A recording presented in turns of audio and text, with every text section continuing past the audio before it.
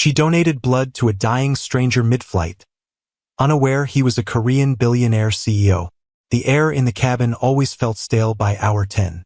That recycled oxygen that never quite filled the lungs properly. 35,000 feet above the Pacific, halfway between Seoul and New York, Amara Williams shifted uncomfortably in her seat, her feet already swollen inside her boots. The glamour of international travel had faded somewhere around her 100th flight as a medical device consultant.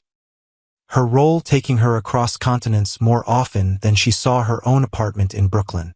That day, she was running on 4 hours of sleep and her third cup of bitter airline coffee.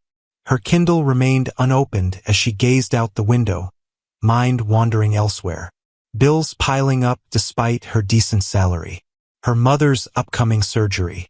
The apartment lease she couldn't afford to renew on her own after her roommate bailed. Amara was adjusting her neck pillow when urgent commotion erupted several rows ahead. Flight attendants moved quickly, professional smiles never slipping as their pace accelerated. A crowd gathered around a seat in the center section. "He just collapsed," someone whispered as Amara approached. He was fine 1 minute, then clutching his chest the next. On the floor lay an Asian man, perhaps in his late 30s.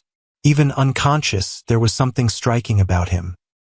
Sharp features, immaculately tailored clothes now rumpled as he lay awkwardly between seats. His complexion had gone gray, a sheen of cold sweat on his forehead. "Is there a doctor on board?" A flight attendant called out, voice steady despite the obvious urgency. A middle-aged woman pushed forward. "I'm a doctor," she said, already reaching for the man's wrist to check his pulse. Her frown deepened as she examined him, barking questions about the in-flight medical kit. What happened next existed in Amara's memory as a series of sharp, disconnected images. The doctor's grim face as she assessed his condition. The captain's voice over the intercom asking if any passengers had type AB negative blood. The strange silence that followed when no one volunteered. "I'm AB negative," Amara heard herself say, though she hadn't consciously decided to speak. Universal recipient. The rarest blood type. Her grandmother always called it her hidden superpower. The doctor looked up at her, relief and doubt warring on her face. "You're sure?" Amara nodded. She'd donated enough times to know. "It's dangerous," the doctor warned.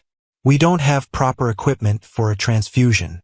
"What's dangerous is doing nothing," Amara replied, already rolling up her sleeve. "He'll die, won't he?" The doctor didn't answer, which was answer enough.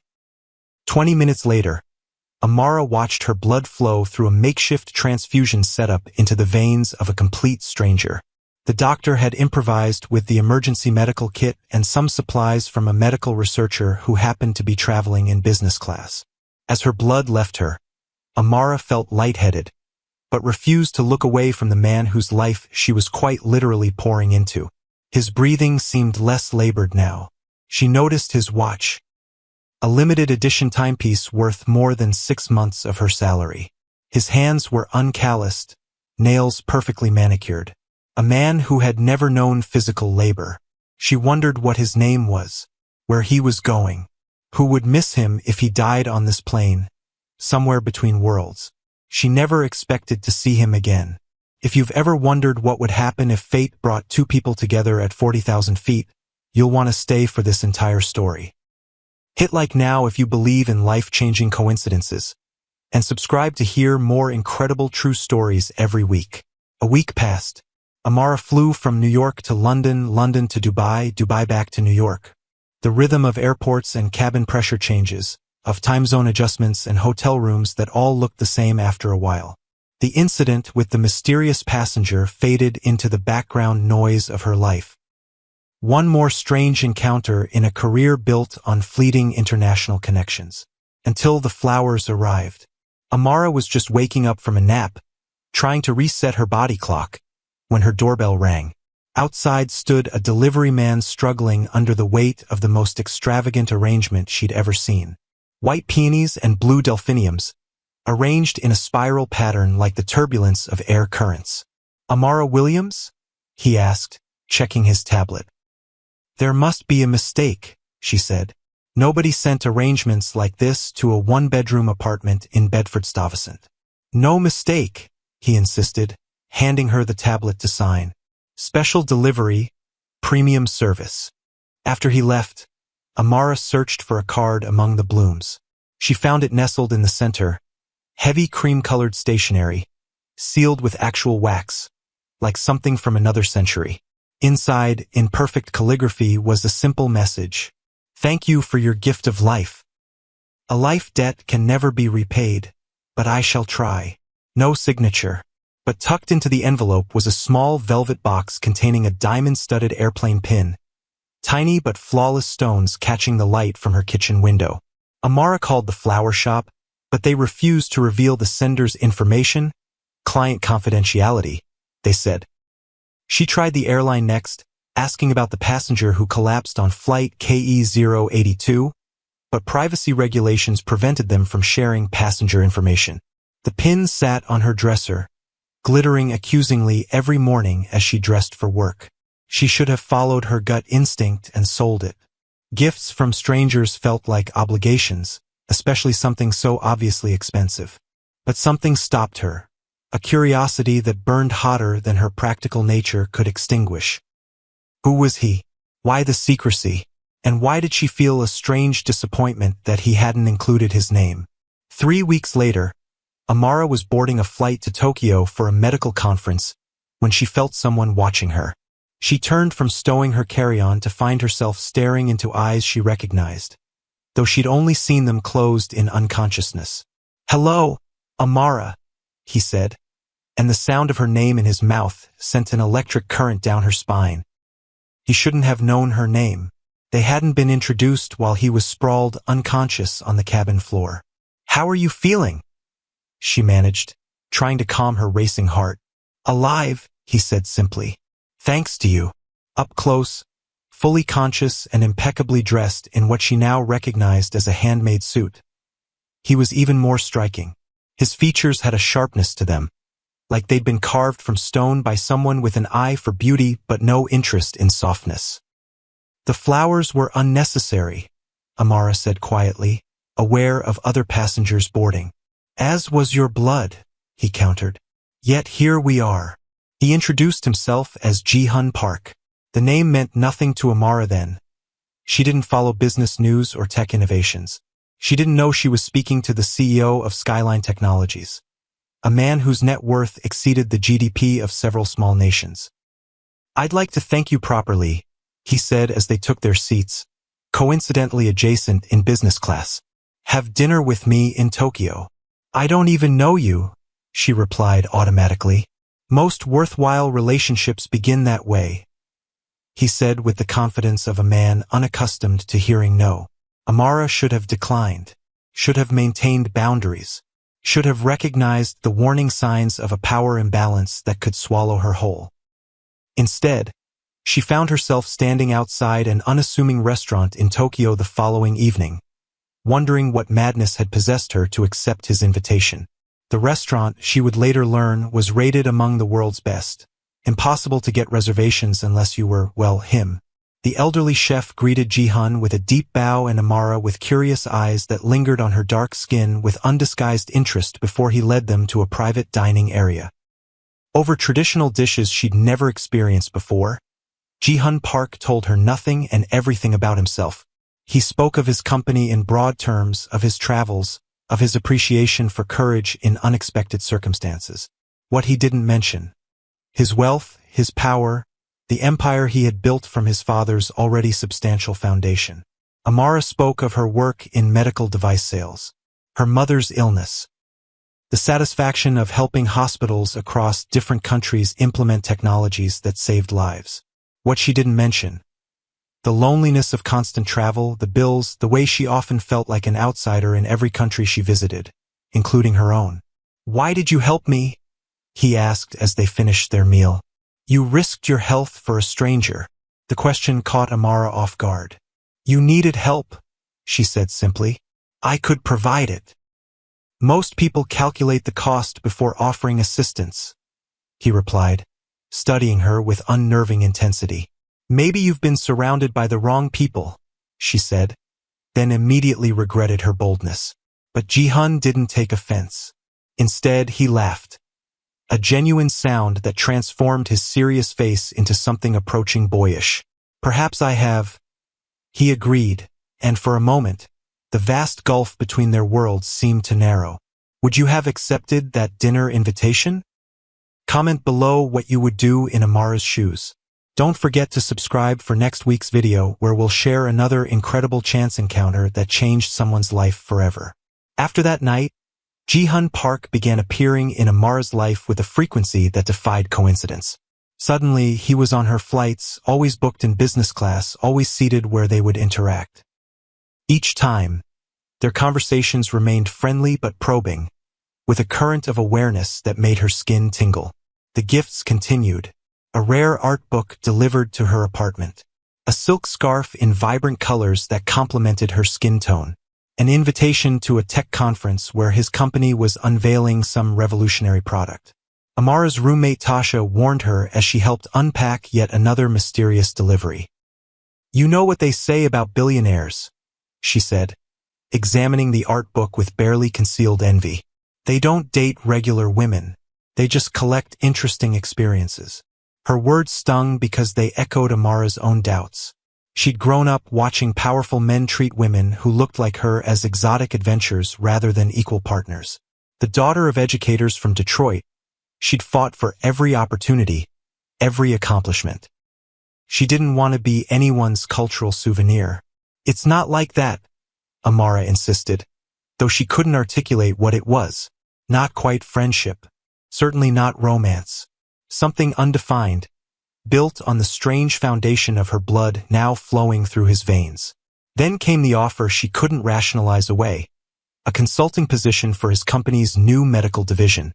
"The salary is triple what you currently make," said the sleek HR representative who contacted her. "Plus accommodation allowances for international travel." Amara should have asked more questions. Should have wondered why a man like Ji-hun Park was so interested in a woman like her. Should have considered what people would assume about their relationship. But her mother's medical bills were mounting, and her own dreams of advancement seemed increasingly distant on her current path. She accepted the position, telling herself it was a career opportunity, nothing more. The first time Amara entered Skyline's gleaming headquarters in Seoul, all glass and steel and stunning views of the city, she still believed she could keep her emotional distance. She was a professional, after all. This was simply a job with better pay and perks. That illusion shattered somewhere during her third week, as she and Ji-hun worked late reviewing prototype designs. Most evenings, Ji-hun worked intensely, barely acknowledging her presence as they analyzed data and specifications. But as midnight approached, he set aside his tablet and joined her at the window where she was stretching her cramped shoulders. "You're exhausted," he observed. "So are you," she countered, more comfortable with him than she should have been. "I never sleep well during product launches," he admitted, then smiled ruefully. "Ironic, given how many I've overseen. You built a global tech empire but still worry about each release?" "I worry about whether what we create actually improves lives," he clarified. "The profit is merely necessary." There was something vulnerable in his expression that Amara hadn't seen before. A crack in the perfectly controlled facade. "The incident," she began hesitantly. "On the flight when we met. Was that the first time it happened?" He was quiet for so long she thought he wouldn't answer. Then, "No, I have a condition. A rare blood disorder that sometimes causes acute episodes, especially under pressure changes. That's why you were flying commercial that day," she realized. "Medical personnel on board." He nodded. "My doctor advised against private flights for long distances. Too isolated if something went wrong." His eyes met hers. He was right. The confession changed something between them. No longer benefactor and recipient, but two humans acknowledging vulnerability. He asked about her mother's condition, listened intently as she described the treatments needed. Amara found herself sharing struggles she typically kept hidden. The weight of being her mother's only support, the dreams she deferred, the exhaustion of code switching between worlds. As the city lights sparkled below them, He moved closer to her by the window. "I've built technologies that connect people across the globe," he said softly. "None have connected me like chance did with you." When he kissed her, Amara told herself it was the exhaustion making her lightheaded, the stress affecting her judgment, anything but the truth, that she was falling for a man whose world would never fully accept someone like her. His lips were warm, his touch careful, as though she might break or disappear. When they separated, the look in his eyes, wonder mixed with confusion, mirrored her own feelings exactly. "This complicates things," he whispered. Amara almost laughed at the understatement. "Everything about you is complicated." In the weeks that followed, Ji-hun began sharing his world with her bit by bit.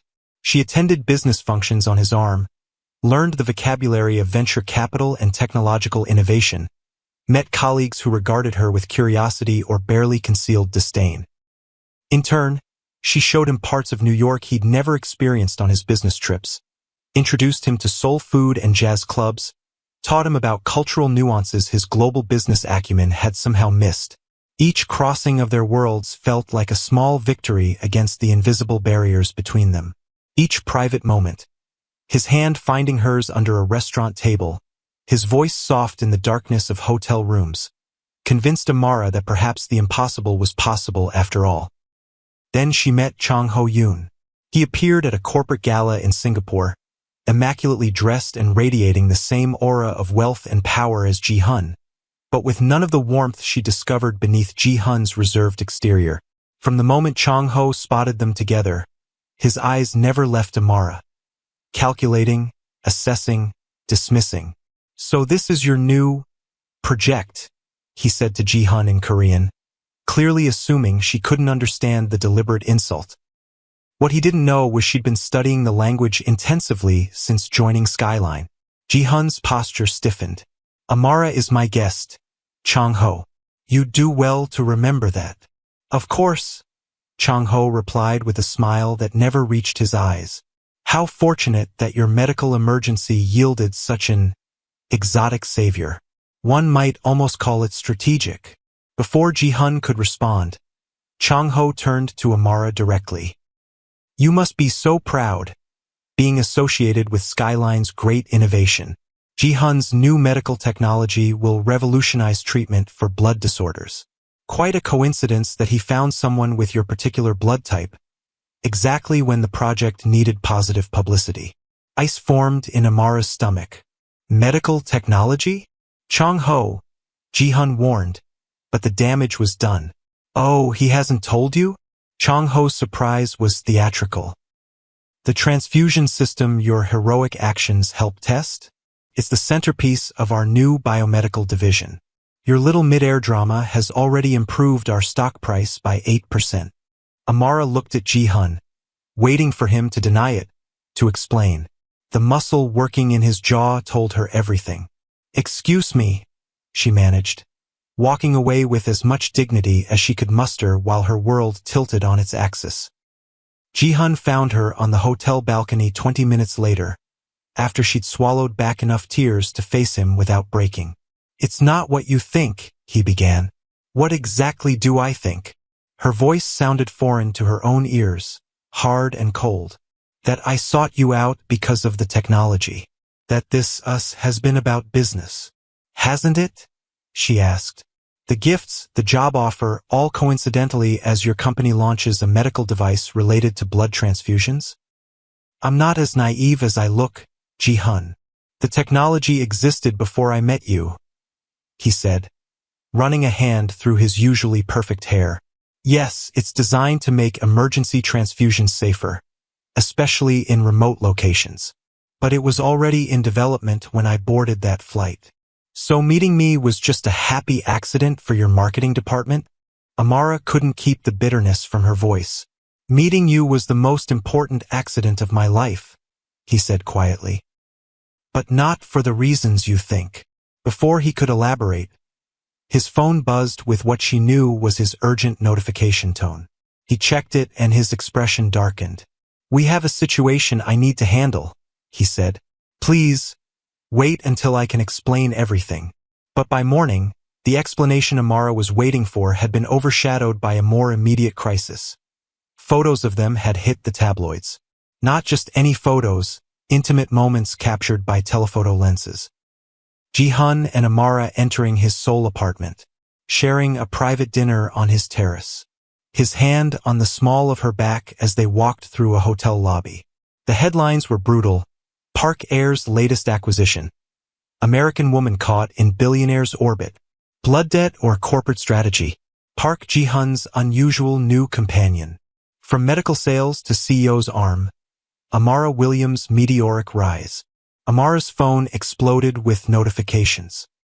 Former colleagues sharing the articles with thinly veiled judgments. Old friends suddenly reaching out after years of silence.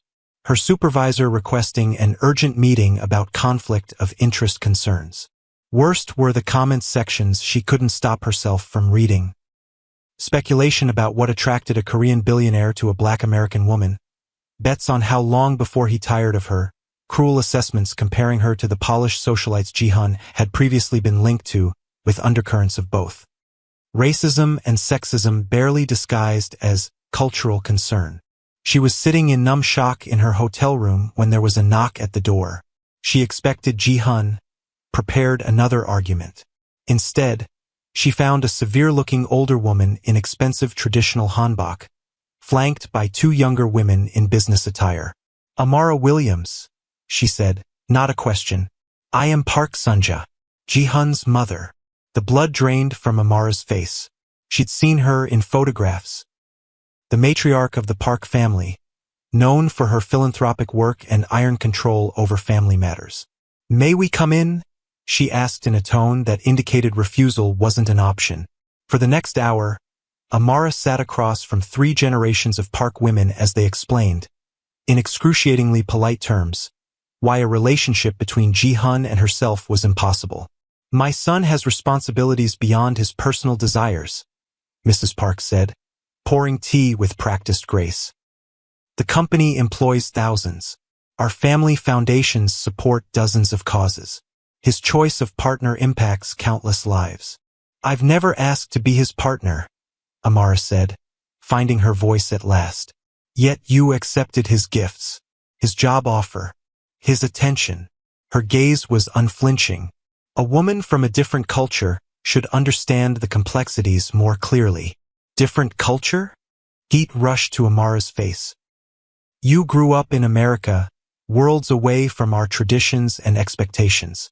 Your family, while respectable educators, cannot understand the pressures of our business culture. She recited the facts of Amara's life like reading a disappointing resume.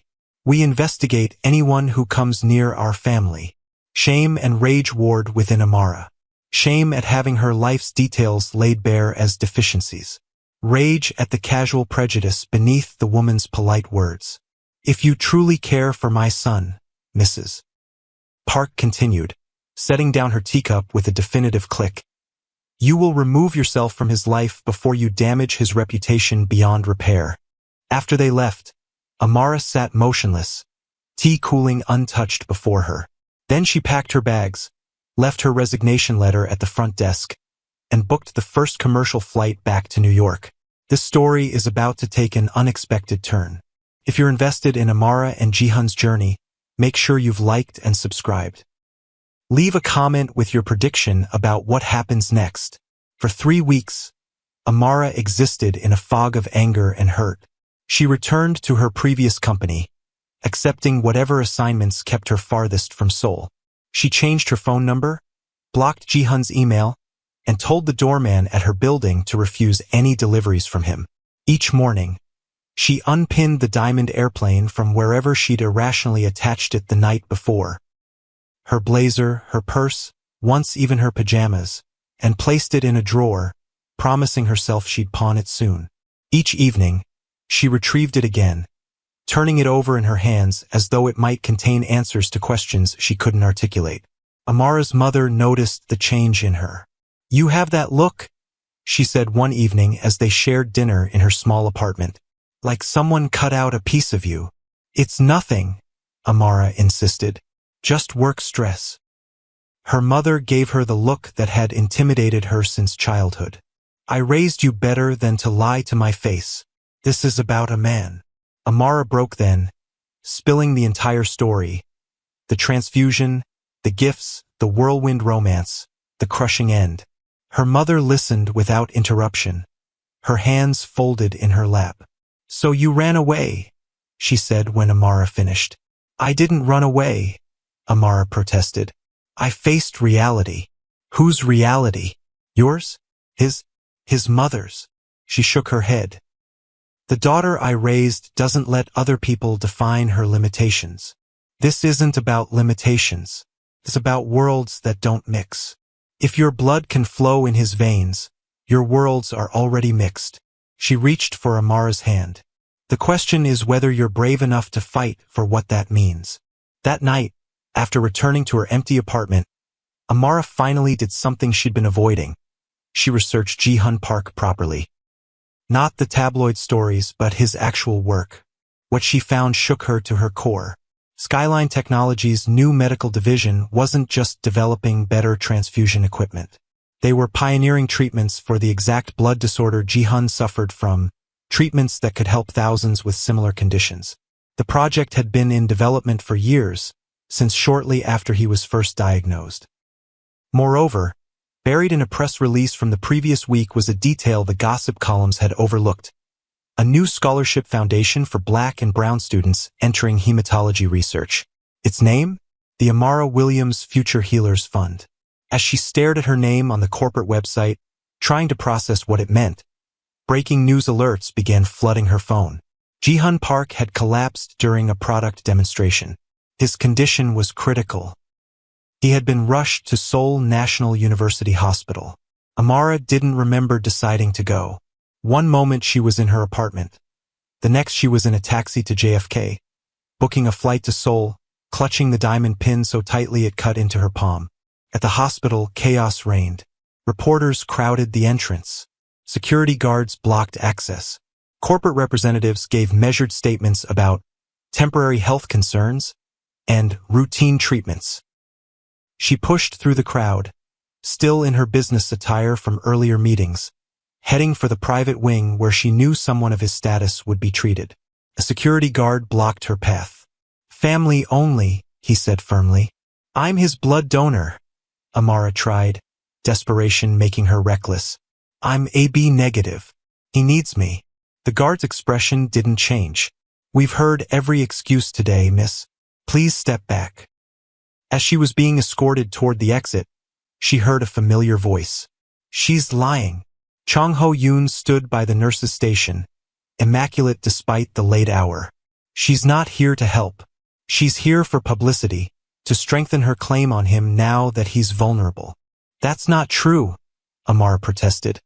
But the security guards were already tightening their grip on her arms. Mr. Park's condition is stabilized. Chong Ho continued loudly enough for nearby reporters to hear. No donors are required. Miss Williams is simply capitalizing on her 15 minutes of fame. Something snapped inside Amara, the last thread of propriety, of acceptance that people like her should know their place. You're going to let him die to protect your business interests? She demanded, voice rising. Is that how little his life means to you? Chong Ho's eyes narrowed.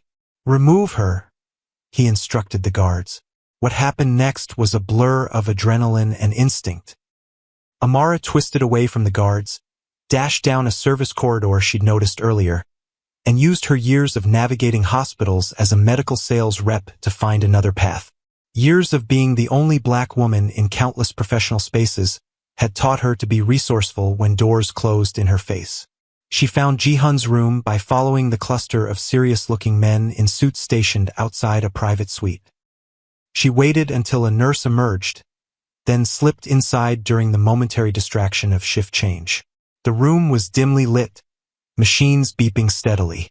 Ji-hun lay connected to various monitors, his normally vital presence diminished by illness and medical apparatus. His skin had that same gray pallor she remembered from the airplane. Beside his bed sat a woman Amara recognized as his sister from her research. She looked up in alarm as Amara entered. Please, Amara said before she could call security. I'm not here to cause trouble. I just need to know he's okay. The woman studied her for a long moment. You're her, she said finally. The American woman. Amara nodded, bracing for another Park family rejection. Instead, Ji-hun's sister gestured to the chair on the opposite side of the bed. He's been asking for you. When he's conscious. Hesitantly, Amara approached, taking Ji-hun's hand in hers. It was cooler than she remembered, the strong fingers now limp. What happened? She asked. His condition worsened suddenly. His sister rubbed her eyes, clearly exhausted. The doctors say he needs another transfusion, but his body has been rejecting standard treatments. I'm AB negative, Amara said. Like him, I can donate again. The sister looked at her with new interest. You already did once. On the plane.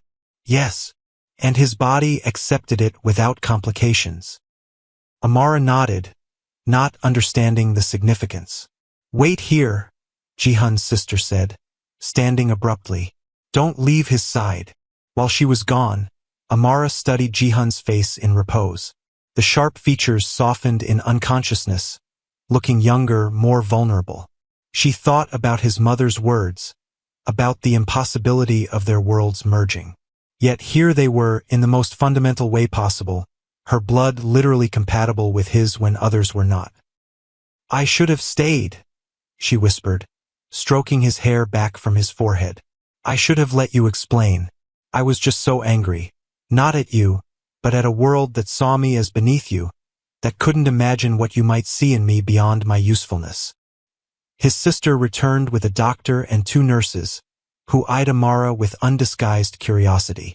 You understand this is highly irregular, the doctor said as the nurses began preparing equipment. Most worthwhile things are, Amara replied, echoing Ji-hun's words from what felt like a lifetime ago. For the second time, she watched her blood flow into Ji-hun Park's veins. But this time she understood the weight of it, not just the medical necessity but the symbolism. 2 people from different worlds, connected at the most elemental level. As the transfusion progressed, his sister spoke quietly. He created that scholarship in your name the day after you disappeared. Said that even if you never wanted to see him again, your actions should be honored. Amara swallowed hard against the emotion rising in her throat. The notebooks by his bed, the sister continued, gesturing to a stack of leather-bound journals. They're full of designs inspired by your conversations. Medical devices for underserved communities. Partnerships with hospitals in Detroit. He's been obsessed with making your vision reality since he met you. With her permission, Amara paged through one of the notebooks while the transfusion continued. Ji-hun's precise handwriting filled the margins around detailed technical drawings. She recognized ideas she'd mentioned casually during their meetings, problems she'd encountered in her work, improvements she'd wished for. He'd captured them all, expanded them, engineered solutions. He sees you, his sister said simply. Not many people truly see him either. Ji-hun's monitors beeped with increased activity. His eyelids fluttered, then opened. Confusion gave way to recognition as his gaze found Amara. Amara, he whispered, voice hoarse. You're here. I'm here, she confirmed, tears finally spilling over. And you're stealing my blood again. A weak smile touched his lips. Old habits. His sister discreetly left as Ji-hun became more alert, giving them privacy that would have been unthinkable with his mother. You disappeared, he said, fingers tightening around hers. I looked everywhere. Your mother found me first, Amara admitted. She made a compelling case for why I should remove myself from your life. Anger flashed in his eyes. She had no right. She had a mother's right to protect her son, Amara said, surprising herself by defending the woman. She saw me as a threat to everything you've built. You're not a threat. You're the reason. He struggled to sit up, wincing with the effort. Amara, the condition I have, it's why I built the medical division. The technology wasn't just business. It was survival. When you saved me on that plane, When your blood worked when others hadn't, it accelerated everything. So Chang-ho was right, she said, the old hurt resurfacing. I was useful for your business. Chang-ho. Ji-hun's monitor beeped in warning as his pulse quickened. Chang-ho has been trying to steal my research for months. The technology isn't just valuable. It's personal to me. He knows that. He blocked me from reaching you, Amara said. Called me a publicity seeker. He's been feeding information to the tabloids, Ji-hun confirmed, trying to create exactly the scandal that would drive you away. I kept my distance to protect you from the attention, which played right into his hands. The pieces aligned with sickening clarity. The leaked photos, the cruel headlines, all carefully timed to create maximum damage. Our connection was never about status or obligation, Ji-hun said, reaching up to touch her face. It was about finding someone who sees me, not the CEO, not the chaebol heir, but the man who fears flying and has terrible taste in movies and falls asleep reading technical manuals. Amara laughed through her tears. You do have terrible taste in movies. Stay, he whispered. Not as my employee or my nurse or my publicity asset. Just stay. We'll figure out the rest. In that sterile hospital room, with her blood once again flowing into his veins, Amara made the choice her mother had accused her of avoiding, to fight for a connection that defied conventional boundaries, to believe that worlds could merge when the people inhabiting them cared enough to build bridges.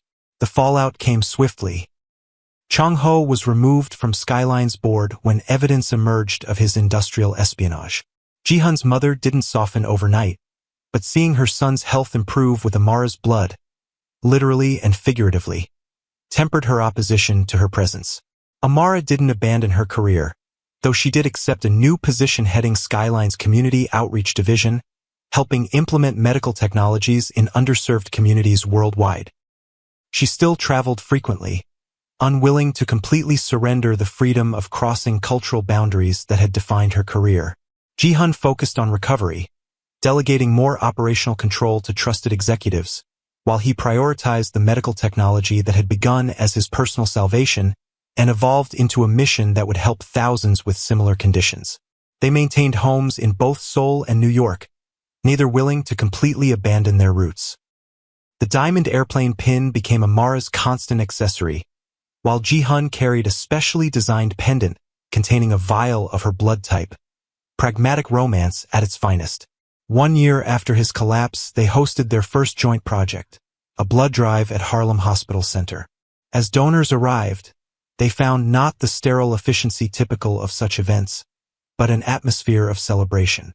Each person who offered their blood received a small airplane pin, cubic zirconia, not diamond, and a card explaining how a single donation at 35,000 feet had cascaded into a movement. Ji-hun stood beside Amara, their fingers intertwined as they greeted participants. The contrast between them remained, his reserved demeanor and her easy smile, his Korean heritage and her Black American identity, but it no longer seemed like a chasm too wide to cross. Did you ever imagine this? He asked quietly as they watched the donation center fill with people. That day on the plane when they asked for AB-negative blood? Amara shook her head. I just saw someone who needed help, and I just saw darkness, until I opened my eyes to find you. Some connections are truly written in blood. If this story touched you, please hit like, share with someone who would appreciate it, and subscribe for more incredible true stories of fate and connection. Don't forget to comment below if you've ever had a chance encounter that changed your life forever. And remember, consider becoming a blood donor. You never know whose life you might save.